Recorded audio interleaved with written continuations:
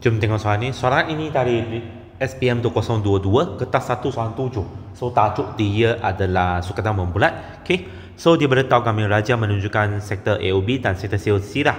So mereka tertera dalam sebuah bulatan dengan pusat O. So dia beritahu kami jejari bulatan dan jejari sektor COD masing-masing ialah HCM dan KCM. So bermaksud sini adalah K. So yang sini sampai sini adalah H lah.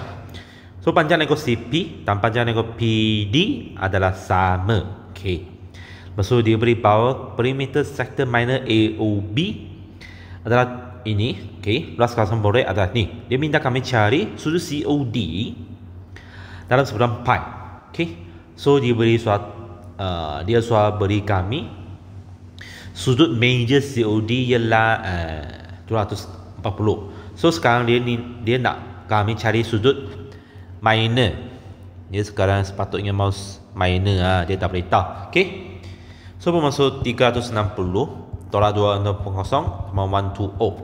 So bermaksud lepas tu 120 kami mau tukarkan jadi radian lah. So menjadi pi per 180. So 12 per 3 pi rad. Okey. So bermaksud sudut minor COD sama dengan 2 per 3 pi rad. B tu seterusnya dia suruh kami cari nilai H dan nilai K kepada integer terhampir lah. So kami mula dengan H dahulu. Okay. So apakah maklumat yang kami tengok sini? Dia beritahu kami sektor minor AOB adalah 15.235 cm. Okay, kami mula dengan sini. Okay. So sekarang dia punya kami nak cari lengkok AB dahulu lah. Tapi apakah sudut bagi sudut AOB, sudut minor AOB? Okay. Sebab dia beritahu kami lengkok CP dan panjang dan lengkok PD mereka ada sama kan. So bermaksud kalau sini adalah theta, sini pun adalah theta. Okay. So bermaksud sudut minor AOB sama dengan 1 per 2 bagi 2 per 3 pi rad. Okay. So bermaksud sini adalah 1 per 3 pi rad.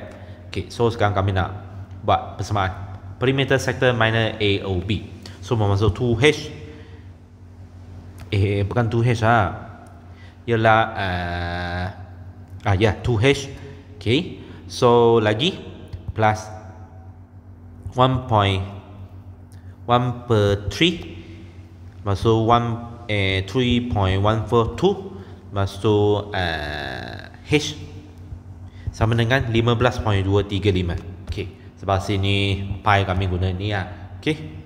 So sekarang kami kumpulkan H 3.0473 H sama dengan 15.235. So H menghampiri 5. P tu bukan, cari K.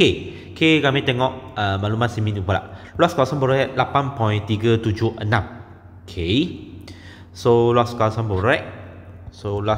borek sama dengan 8.376.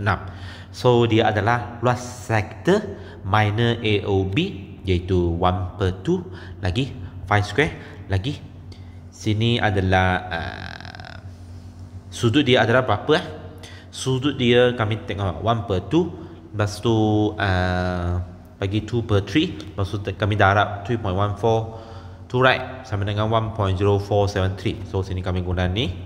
Okay. So tolak dengan luas sektor minor ODP. So 1 per 2 lagi sini adalah K square. So sudut masih sama.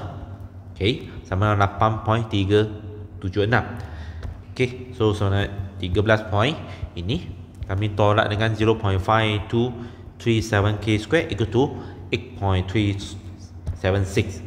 So masuk 0.5237 K square sama dengan 4.7153. So masuk K square sama dengan 9.008. Masuk K lebih besar sifar. So K menghampiri integer adalah 3.